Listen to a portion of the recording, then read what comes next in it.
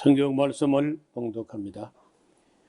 출애굽기 25장 1절에서 9절까지입니다. 여호와께서 모세에게 일러 가라사대 이스라엘 자손에게 명하여 내게 예물을 가져오라고 하고 무릇 즐거운 마음으로 내는 자에게서 내게 드리는 것을 너희는 받을지니라.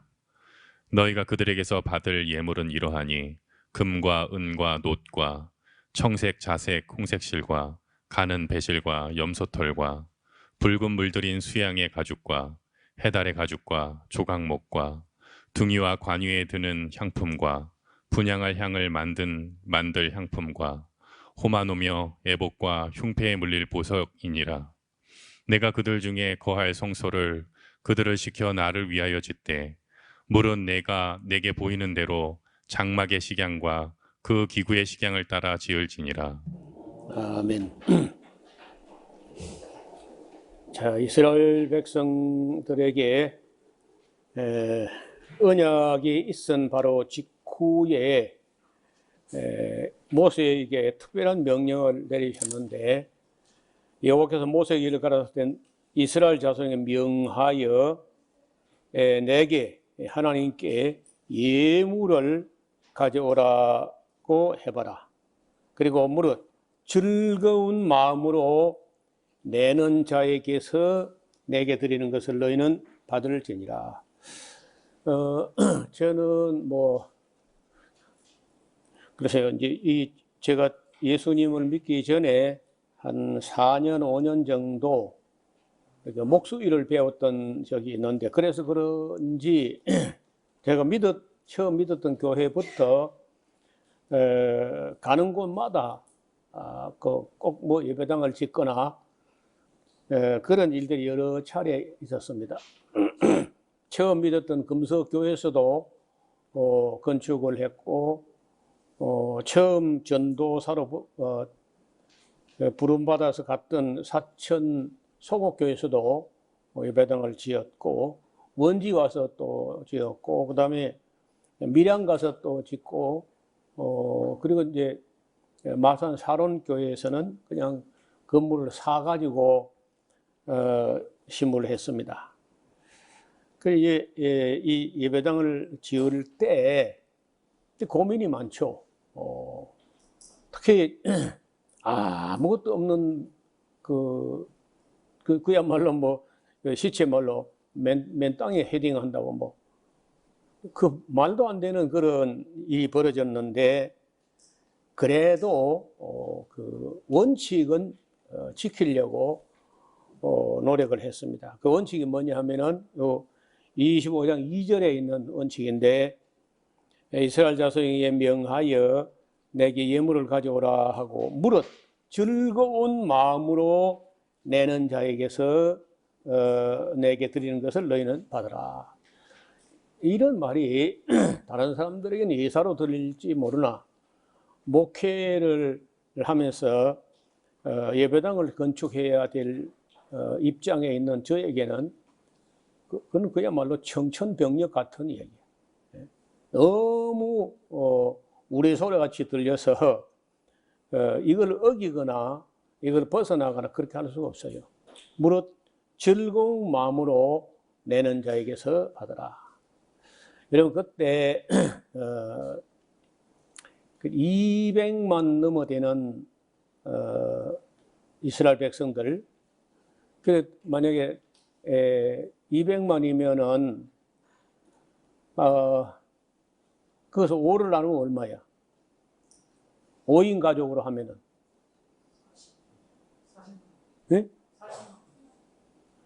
40만 가정? 예. 40만 가정 내지 한 30만 가정 된다고 할 때 대단한 민족이죠. 규모가 대단했다고 봐요. 그런 사람들에게서 성막 하나 짓는 거, 큰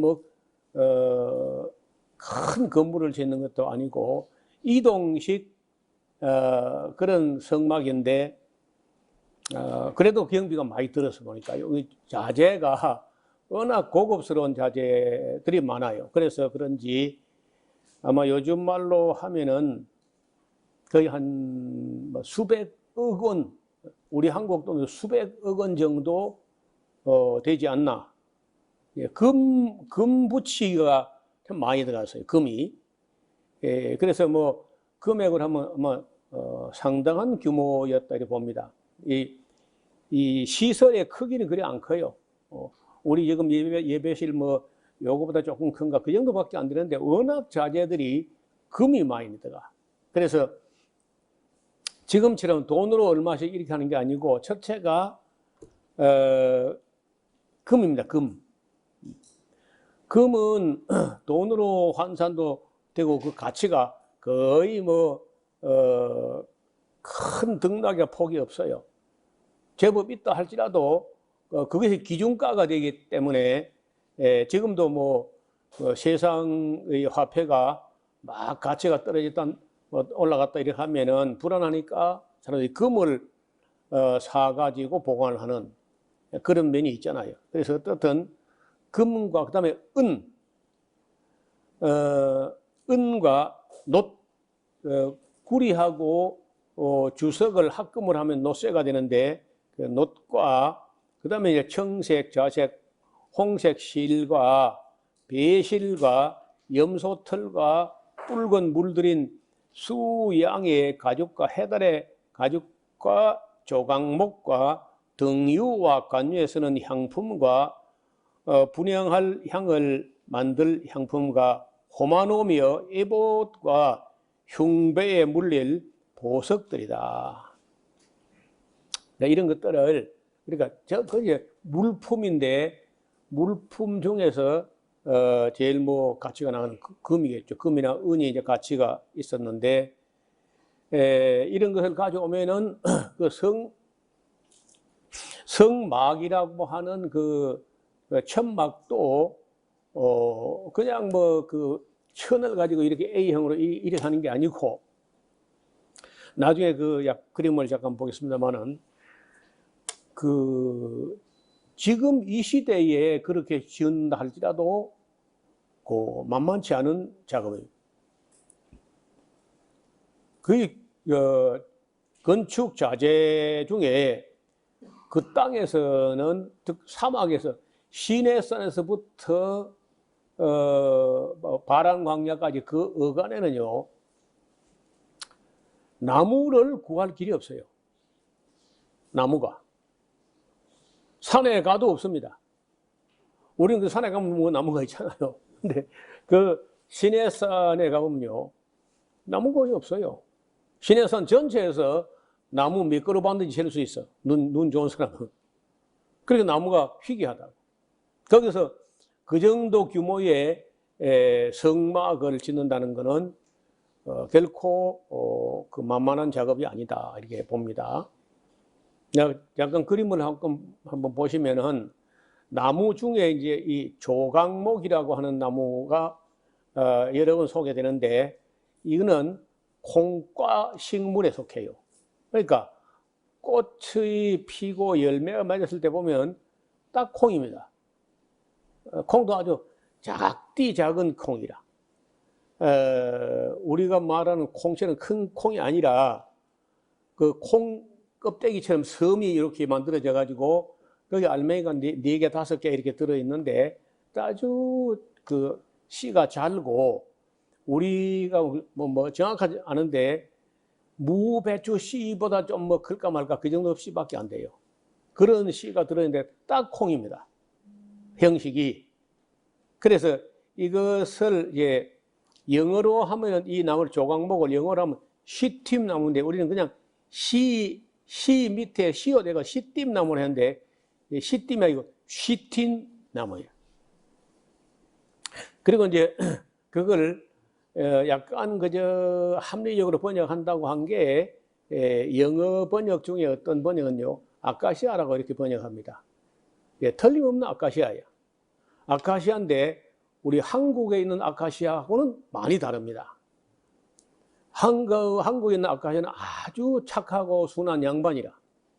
그런데 여기 지금 그림에 보는 이 시띠나무라고 하는 것은요, 우리가 볼 때 참 고약한 나무야. 이파리는 뭐라고 하면 될까?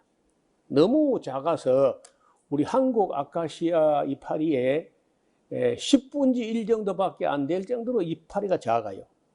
잎줄기도 작고, 반면에 가시가 이파리보다 훨씬 더 길게 고슴도치 털과 같은 그런 가시가 그 잎 주변에 꽉 나가지고 아무도 잎을 따먹지 못하게, 잎을 따먹으려면 그 가시에 찔릴 각오를 해야 돼.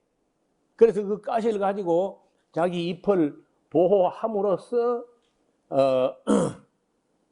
이 동물들에서 이렇게 지금 낙타가 와서 잎을 따먹는데 그건 지금도 아무리 봐도 수수께끼야.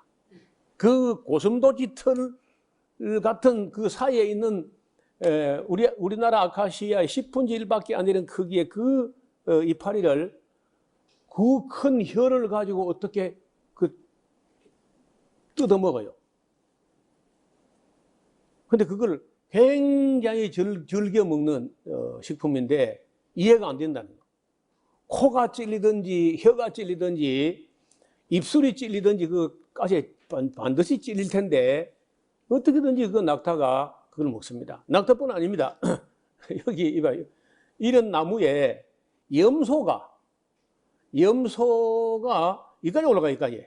조롱조롱 막 여기에 이런 나무 하나 안에 염소가 막 10마리, 20마리 올라가요.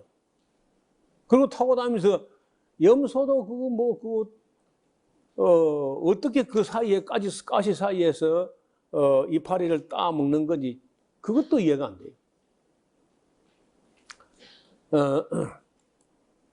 이 나무를 가지고 일단 많이 하는 게 미라인데 미라가 들어가는 관인데 이걸 보면 잘 따듬어서 여기 깎아 물리고 붙이고 이렇게 부판을 하듯이 집성목처럼 만든 걸 볼 수 이중으로 이렇게 굉장히 정성을 들였겠죠. 그리고 이제 헤로도토스의 역사라는 책에서는 말하기를 이 조각목 시띠나무를 가지고 당시에 배를 만드는데 사용했다, 그런 기록이 있고, 관을 만드는 데 쓰고, 이제 종교 시설들을 만들 때 대부분의 나무들을 이 시띠나무 조각목으로 만들고, 성전과 그 성전 안에 있는 기구들도 전부 다 이 조각목으로 만듭니다. 시띠나무로. 그래서 도대체가 이렇게 큰 나무가 없어요. 하도 이 사막에서 하루 종일 가봐야 이런 나무 몇 그루 만날 정도, 이 정도밖에 안 돼요. 그런데 수분이 많지 않은 땅에 살아서 그런지 크는 게 너무너무 더디게 큽니다. 따라서 그 가물음 속에 어렵사리 살아남아서 1년에 조금 크기 때문에 그 나무의 강도가 엄청나게 강해요. 우리나라에서는 좀 글쎄요, 단단한 나무, 그 목질이 단단한 나무로 말하면은 그 대추나무가 우리나라에서 크는 나무 중에 단단합니다. 그래서 보통 도장을 파거나 할 때도 중국의 벼랑맞은 대추나무, 이런 게 이제 최고 도장 재료예요. 그 다음에 뭐 좀 단단한 게 박달나무, 그 사슬의 나무라고 하는데 한국에서는 사슬의 나무하고 박달나무, 자작나무 같은 과입니다. 비슷비슷하게 생겼는데 그 박달나무가 상당히 단단해요. 그 다음에 단단한 게 참나무과, 이 참나무, 굴밤나무과 이런 것들이 단단하고, 좀 질기고 단단한 나무는 물풀의 나무, 뭐 이런 것들이 이제 좀 단단한 나무인데, 그래도 우리나라 나무는 여름에 이처럼 비가 올 때 날씨가 따뜻하고 이렇게 크기 때문에 단단한 나무가 없어요, 사실은. 한국에서는 단단하다 할지라도 그 단단한 게 아니야. 거꾸로 된 나라가 있어요. 이 비 오는 시기가 겨울에 비가 오는 그런 지중해성 기후에서는 겨울에 비가 옵니다. 그럼 겨울에 비가 와봤자 나무가 안 커요. 겨울이니까 추워서 비가 와도 안 커. 그 여름에는 커야 되는데 날씨가 따뜻한데 비가 안 와. 그러면 겨울에도 못 하고 여름에도 크지 못하는 게 그쪽 그 지중해성 기후의 나무들이에요. 그래서 제가 직접 보지 못하고 짐작으로 이제 외모만 이렇게 보았을 때 이스라엘 땅에 가서 굴밤나무, 상수리나무 이런 걸 보면요, 기가 막힙니다. 뭐 마치 우리 시골 아지매들 빠마들 짜글짜글 뽀글뽀글하는 빠마 있죠. 나무 가지가 전부 그 빠마한 나무 같아. 그렇게 나무가 못 크는 거예요. 1년에 순도 이파리나 순이나 이만큼밖에 못 커요. 왜? 물이 없으니까. 여름에 비가 안 오니까. 그래도 안 죽고 살아 있어요. 겨울에는 비가 오긴 오는데 추워서 못 커. 그래, 이래 못 크고 저래 못 크니까 굉장히 단단한 나무들이야. 그래서 여기 성경에 보면은 그 조각목을 가르쳐 말하기가 썩지 않는 나무로 되어 있어요. 썩지 않는 나무. 그래서 법계 같은 걸 만들 때 조각목이라는 나무를 사용하라고 한 이유는 그나마 그게 흔한 나무야. 레바논의 백향목을 가지고 제일 일kim하지 않은 거야. 그들이 발견할 수 있는 유일한 나무라고 해도 과언이 아니에요. 여러분, 종려나무 같은 거는 그건 목재가 안 돼요. 굉장히 커도 쭉 곱게 올라가. 그건 목재용이 아니란. 이 줄기를 잘라보면 나무도 아닌 것이 풀도 아닌 것이 이상하게 이게. 그러니까 그 건축이 안 되고, 천상 이제 이 조각목을 찾아야 되는데, 아까 본 대로 큰 나무를 구할 수가 없어요. 그런데 그걸 가지고 널빤지를 만들려고 하는데, 그 널빤지를 이어 붙여 가지고 그 성막에 윤곽을 만들고 그 위에다가 이게 4겹으로 된 천막을 덮어놨다고요. 그러니까 나중에 이제 우리가 좀 세부적으로 들어가서 이 단면도 같은 걸 이렇게 보면은 그 당시에 그 기술이나 아니면 공구나 아니면 그 희귀한 나무들의 어떤 원자재나 이런 걸 놓고 볼 때 이게 보통 어려운 거 아니었다. 지금 우리가 건재산 가면 원하는 대로 입맛대로 골라가지고 돈만 있으면 막 지을 수 있는 그런 때가 아니라는 거예요. 사막에서 기본 뼈대가 조각목인데 그 조각목 널판지를 어디서 구한다는 거예요. 그래서 아마도 그 말이 쉬워서 성막 건축이지 200만 아니라 2천만이 달라들어도 절대 쉬운 과정이 아니라는 거예요. 나무가 너무 귀해. 저는 목수 일을 해봤기 때문에 나무가 없으면 좀 곤란하죠. 지금처럼 플라스틱 사시 이런 게 되는 것도 아니고, 그때는 뼈대를 만들 때는요 기본이 나무입니다. 나무. 또 쇠를 그 시형광이나 HBM이나 이런 게 있던 때가 아니야. 그러니까 나무가 없으면 아무것도 안 돼.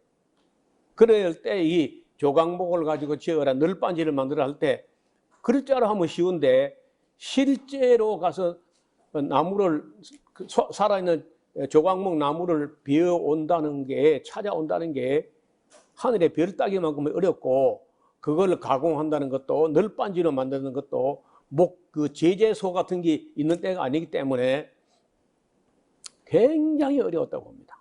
우리 상상을 넘어설 정도로 어려웠다. 이렇게 사료가 돼요.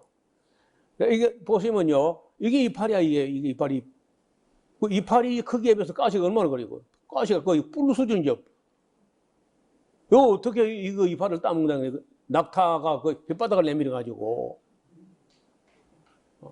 그러니까 그 기적이 따로 없어요.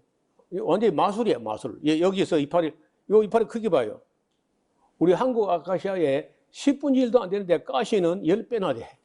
그래 아주 한 뼘씩 되게 이렇게 근데 그것을 어떻게 모르겠어요. 이게 혓바닥이 아주 구들장 같아 가지고 그냥 가시째 씹어 먹는지 그건 모르겠어요. 어떻든 이런 나무입니다. 그래서 이제 성지순례를 갔을 때 먼 발치에서 이 나무를 봅니다. 그리고 혹 그 부지런하면은 발품을 팔아서 쫓아가서 그 나무를 만져보고 올 수 있는데 보나마나 정말 끔찍한 나무예요. 근데 그걸 위에다가 이 모든 그 건축물이나 거기에 성구들 이런 안에 뭐 법궤로부터 시작해가지고 떡상이나 여러 가지 목재가 들어가는 모든 자재에는요 다른 나무 없어요. 전부 다 조각목이야. 어렵다는 거예요. 자, 전체 윤곽은 이렇게 이제 이 울타리처럼 여기다 다 여기에 조각목으로 말뚝을 다 세워서 이렇게 해야 되고 여기 뼈대들도 이게 안에 전부 다 이게 조각목들인데 조각목 널빤지를 가지고 그 고리를 박아서 딱 조립식으로 연결되게끔 이렇게 만듭니다. 그리고 이제 각 지파별로 성막을 중심으로 지파별로 이렇게 이제 천막을 치고 생활을 하는 거예요. 번지에 다니고 여기가 높바다입니다. 그리고 이제 이 안으로 여기 나무로 빼대를 한 다음에 그리고 이제 네 겹으로 된 천막을 이렇게 덮어요. 여기 이제 연기가 오는 건 사람이 안에서 불을 떼는 게 아니고 하나님의 영광이 여기 임하며 쉐키나라가 오는 이 구름 기둥이 여기 선다는 거예요. 대체로 이제 본 모양은 거의 세계적인 학자들 다 이와 비슷한 모양이었을 것으로 봅니다. 여기가 60 규빗이고 100 규빗인데 한 규빗이 45cm, 50cm 여기 팔꿈치에서 손끝까지 여기까지 한 규빗이니까 팔이 짧은 사람도 있고 팔이 긴 사람도 있잖아요. 그래서 45cm, 50cm 정도 되면은 그러면 이게 얼마야? 50m인가요? 50m? 50m 제법 크죠? 우리가 운동장 이 끝에 저 끝에 한 100m쯤 되니까 그 절반 정도 크기입니다. 자, 이렇게 내부를 보면 이 벽체를 만들 때 벽체 이전에 뼈대를 이렇게 만들어요. 이게 다 조각목들이 전부 다.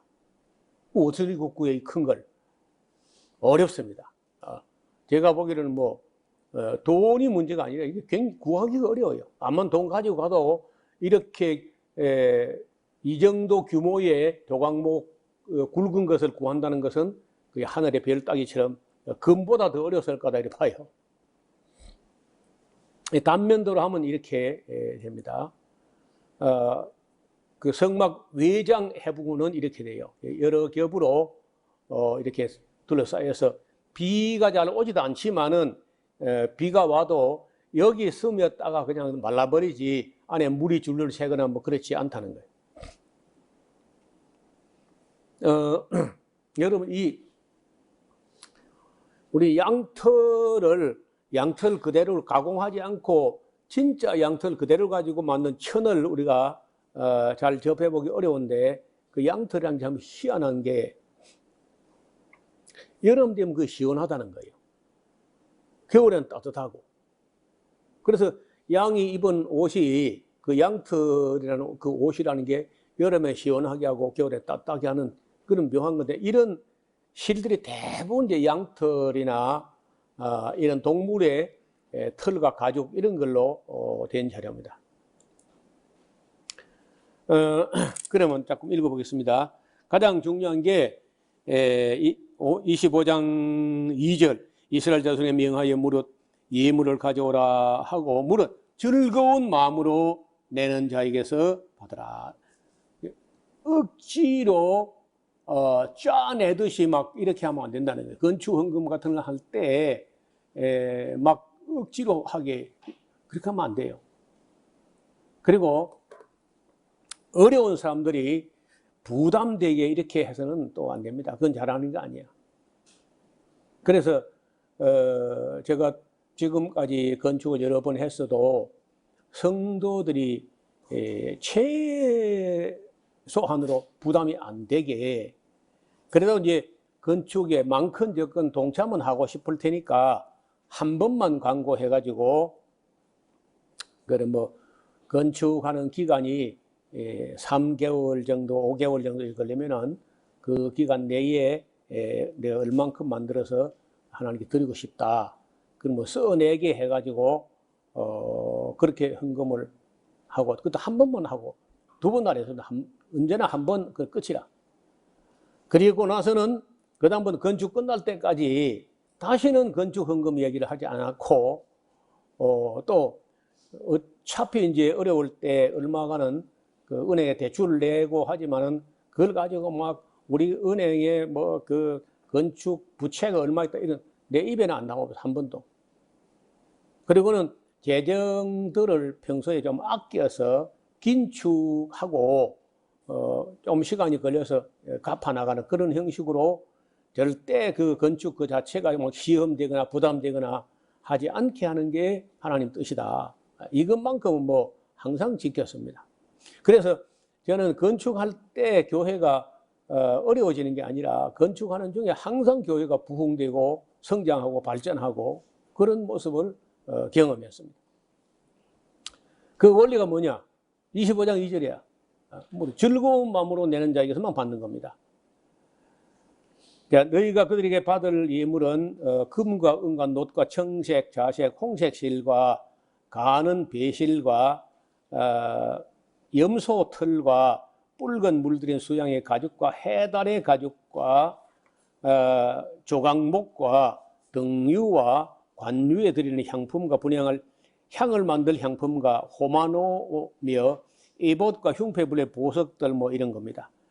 내가 그들 중에 그할 성소를 그들을 시켜 나를 위하여 짓되 무릇 내가 네게 보이는 대로 장막의 식양 양식 식양 다른 말로 양식을 설계도를 따라서 그 기구의 식양 양식과 그 디자인을 따라서 지으면 된다.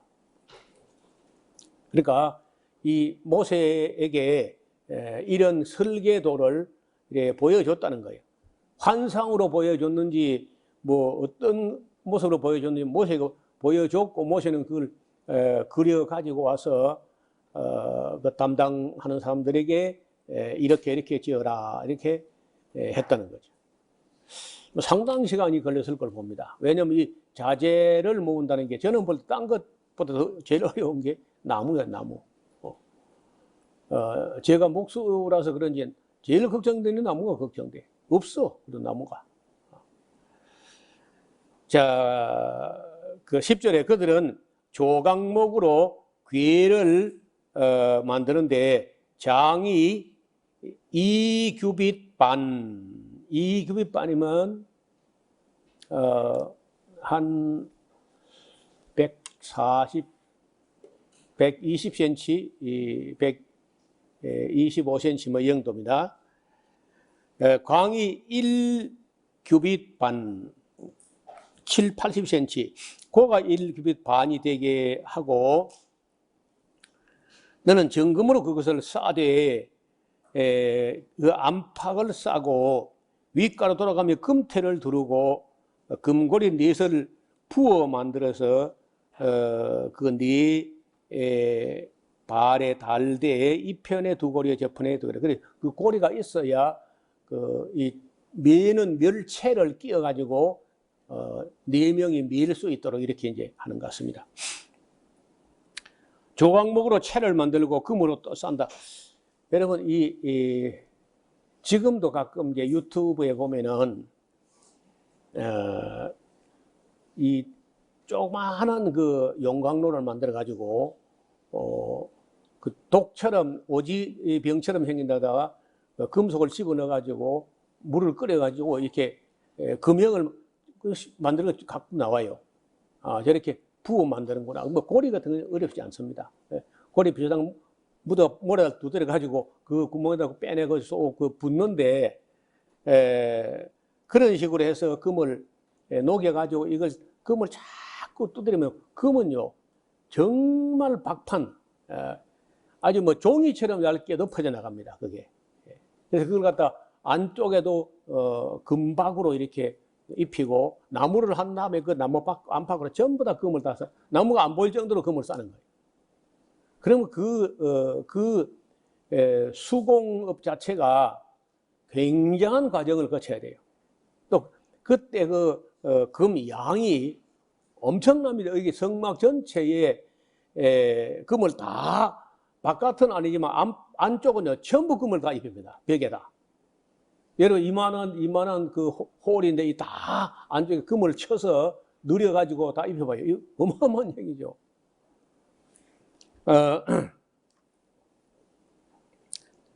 그다음에 15절에 채를 괴의 꼬리에 꿰인 대로 두고 빼어내지 말며, 그러니까 매는 그 조각목으로 만든 그 몽둥이 이제 채에다가 그 채도 또 금을 가지고 다 쌌기 때문에 외모로 봐서는요 그냥 금막대기처럼 보인다는 거예요. 이렇게 만들었어요. 내가 네게 줄 증거판을 궤 속에 둘치며, 그 십계명 돌판이죠. 정금으로 속죄소를 만들 때 장이 2규빗 반, 광이 1규빗 반이 되게 하고, 금으로 그룹 케루빔, 천사 모양의 케루빔 둘을 속죄소 두 끝에 쳐서 만들 때, 한 그룹은 이 끝에, 한 그룹은 저 끝에, 그 속죄소 두 끝에 속죄소와 한 덩이로 연하게 달치며, 그룹 케루빔들은 그 날개를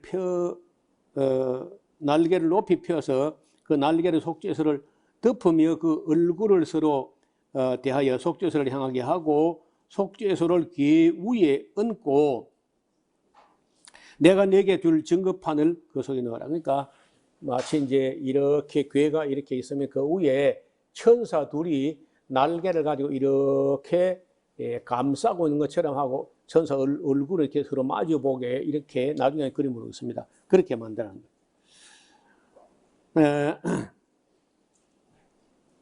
자, 23절 너는 조각목으로도 상을 또 만들어. 전부 또 조각목입니다.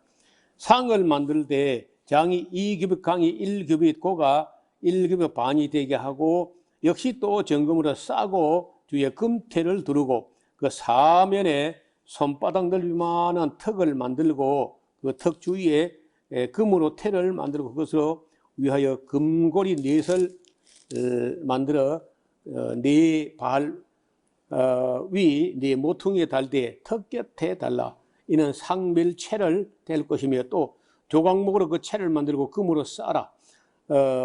상을 이것으로 밀 것이기 때문이죠. 너는 대적과 숟가락과 병과 붓는 잔을 만들 때 정금으로 만들지며, 상 위에 진설병을 두어 항상 내 앞에 있게 할지라. 전부 다 조각목 아니면 금입니다. 조각목은 안에 들은 뼈대가 되고, 금은 바깥에 다 싸가지고 겉으로 볼 때 전부 금처럼 보이게 이렇게 만들었다는 거예요.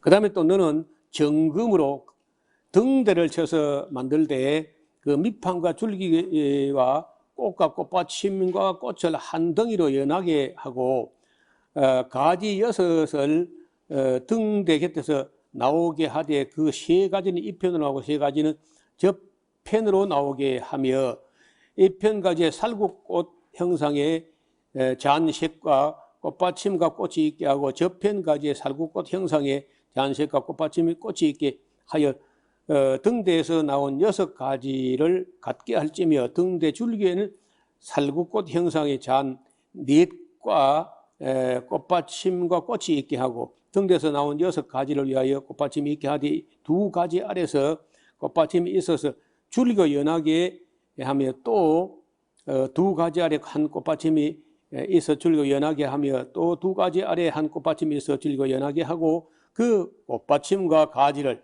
줄고 연하게 하여서 전부 금으로 쳐 만들고 두들여서 만든다 그 말이에요.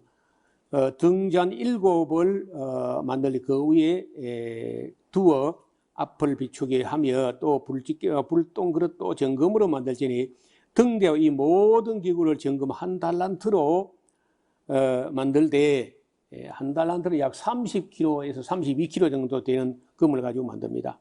너는 산과 이 산에서 네게 보일 이 식양대로 하라. 이렇게 해서 이제 이 성막을 건축하고 그다음에 그 안에 있는 기구들 여러 가지 기구가 이제 첫째가 이제 법궤하고 그다음에 상이라든지 아니면 등대라든지 기본적으로 이런 걸 만드는데 제일 많이 들어가는 재료가 금과 조각목이라는 거예요. 안에 빼대는 조각목 그리고 그 끝에 입히는 건 전부 금을 느려서 박판을 만들어 가지고 다 입힌다는 거예요. 그러니까 그게 얼마나 공구도 그렇게 뭐 지금처럼 원활하지 않을 텐데 정말 대단한 정성을 가지고 짓는데 여러분 이 성막을 건축할 때 그리고 그 기구들을 만들 때는 부사렐이라는 사람하고 오홀리압이라는 사람에게 성령의 은사를 주시는데 공교한 것을 만드는 기술과 지혜 이런 은사를 줘가지고 그걸 만들게 했다는 거예요. 여러분 우리나라에서는 뭐 그런 것들이 정교한 그런 예술품들을 글쎄 우리 제가 옛날에 국립중앙박물관 옛날에 중앙청이라고 하는 그 총독부 근무일 때 한 번 제가 가봤어요. 중앙박물관을. 근데 그렇게 고급스러운 게 없어요. 우리 박물관 안에는 별로 볼 게 없습니다. 그 외국이 가서 다 도둑질에 가서 그런지 별로 볼 게 없어요. 그런데 여러분 옛날 페르시아 문명에서 만드는 지금 현재 이란 땅에 그런데 박물관 가서 보면요, 그 신경 안정제를 가져가야 돼. 몇 번이나 놀래 자빠질만 합니다. 그리고 다마스커스, 시리아에서도 다마스커스, 거기에 비록시장 같은 아니면 골동품상, 이런 데 가서 보면은요, 우리는요, 밥도 먹지 말아야 돼. 얼마나 정교하게들 만드는지, 그리고 그 옛날 페르시아 문화의 건축물들과 거기 그 예술성이나 기술을 갖다 볼 때, 현대 문명은 글쎄 컴퓨터하고 이런 거 있지만은, 예술적으로 본다면은요, 지금 예술은 예술이 아니야. 옛날 사람들의 그 정성을 보면 놀랍습니다. 정말 놀라운. 오죽하면은 십자군들이나 이런 사람들이 와서 이제 이슬람 문화권에 있는 그런 문화를 다 때려 부수고 하려고 왔다가요. 너무 아름다움에 감동을 받아가지고 때려 부수지 못하고 우리가 동양을 배워야 되겠다. 서양의 기독교 조각 예술 이런 것들은 대개 이제 고딕 형식이라 하죠. 사선과 직선 이런 것밖에 없거든요. 근데 동양을 오니까 그 원형과 아치와 곡선과 도움과 이런 문화가 이런 그 도움 안에 있는 이 모자이크를 보면요 상상이 안 돼. 포항공대 교수가 한번 우리하고 같이 갔는데 내가 물어봤어요. 현대 수학이나 현대 기하학을 가지고 이게 뒤에 되나 마나 물으니까 엄두를 못 내. 이런 예술한 것은 그야말로 신의 경지에 도달한 사람들이 이 건축하는 거지. 사람이 수학을 가지고 되는 게 아니라는 거예요. 그 정도로 놀랍습니다. 그래서 여러분 만약에 나이가 들어가지고라든지 너무 늙기 전에는 힘들으니까 저축을 했다가 그래도 나는 그래. 나는 이 지구상에서 꼭 한 곳을 가서 보라 하면 이란을 가야 돼. 이란. 옛날 페르시아 문화. 이란에 있는, 이란 땅에 있는 그 이스파한이라는 도시가 있는데, 이스파한을 보면 세상의 절반을 본 곳이다, 이런 말이 있어요. 그 정도로 옛사람들의 기술과 그 예술성이 뛰어나다는 거예요. 그래서 이제 그 서양의 그 십자군이나 기독교 문화 권 사람들이 기독교가 최고인 줄 알았다가 예술성에 있어서 이슬람의 문화가 너무 뛰어나기 때문에 우리가 동양을 배워야 되겠다 해가지고 동양 기술을 많이 배워가지고 서양의 꽃잎과 이쪽에 이 아치와 이런 걸 한테 아울러서 잘 믹싱 되게 한 이게 잘 조화를 이런 게 소위 말해서 비잔틴 문화라는 거예요. 이스탄불에 있는 그 건축물들, 그거는 동양과 서양 기술이 함께 조화를 이루게 되는데, 글쎄 뭐 참 아쉬운 게 이스탄불도 그게 2, 3일 이렇게 갈 게 아니고 이스탄불만 한 1년 내지 2, 3년 이리 봐야 돼. 그만큼 볼 게 많아. 거기가 바로 유럽과 이 아시아가 함께 만나지는 게 이스탄불이라는 도시인데, 거기도 하루나 이틀 보고 온다는 게 얼마나 화가 나는지. 그래서 다른 데는 좀 아껴 쓰고 이제 여행이 자유롭게 되면은 여러분 꼭 이스탄불과 그 다음에 그 이란 옛날 페르시아 문명, 그러니까 페르시아 문명, 그 다음에 오스만 투르크 문명, 그 다음에 그리스 문명, 그 다음에 로마 문명, 이렇게 이제 4대 제국을 지나가는데 페르시아 제국, 오스만 투르크 제국, 헬라 제국, 로마 제국, 이렇게 제국 크루즈를 이렇게 할 수 있는데, 할 수 있으면은 또 가고 못하니까 기간을 좀 길게 잡아가지고 한 번은 가봐야 돼. 저는 뭐 그 하나님 은혜로 성경 강좌를 하다가 보니까 다른 사람들 인솔을 한답시고 그 이란도 2번씩이나 갔다 오고 그리스 뭐 이집트, 요르단, 그리고 터키, 그리스, 로마를 전부 3번씩 이렇게 가게 되고 참 은혜를 많이 잊게 되는데, 그럴 때 우리가 여행을 가면요 겸손해집니다. 참 우리는 밥도 먹지 말아야 되겠다 할 정도로 그런 위대한 문명을 발견하게 돼요. 사람들의 머리와 사람들 타락한 인간의 머리에서 어떻게 이런 디자인이 나왔을까? 만드는 거는 그 다음이고 어떻게 이런 디자인이 나오느냐? 그런 감동을 느끼게 됩니다. 자, 오늘은 여기까지만 하고 26장부터 40장까지가 성막과 이 성물들 만드는 건데, 이런 걸 뭐 세밀히 할 마음이 없습니다. 왜냐하면 그거 해봐야 별로 머리 안 남아요. 그래서 이제 제가 모을 수 있는 데까지 그림을 좀 모아가지고 그러면 소개해드리고 간단히 설명하고 넘어가려고 합니다. 왜냐하면은 우리가 지금 성막 만들 것도 아니고 거기 뭐 그 복잡한 거 우리가 다 이해도 안 되고 암기가 안 돼요. 10번 설명드려도 10번 다 까먹습니다. 그래서 26장부터 그래도 한번 쭉 읽어오시면은 다음 시간에 좀 빠른 속도로 진도가 나가도록 하고 우리가 빨리 이제 레위기로 들어가야 되지 않겠습니까? 기도드리겠습니다. 하나님 아버지, 이스라엘 백성들에게 말씀하시기를 내게 예물을 가져오라 하고 무릇 즐거운 마음으로 내는 자에게서만 받으라고 하신 말씀 때문에 또다시 저희들이 감사하고 감격하게 됩니다. 우리가 하나님의 교회를 섬길 때 무릇 즐거운 마음으로 섬기는 성도들이 되게 하여 주옵소서. 예수님의 이름으로 기도드리옵나이다. 아멘.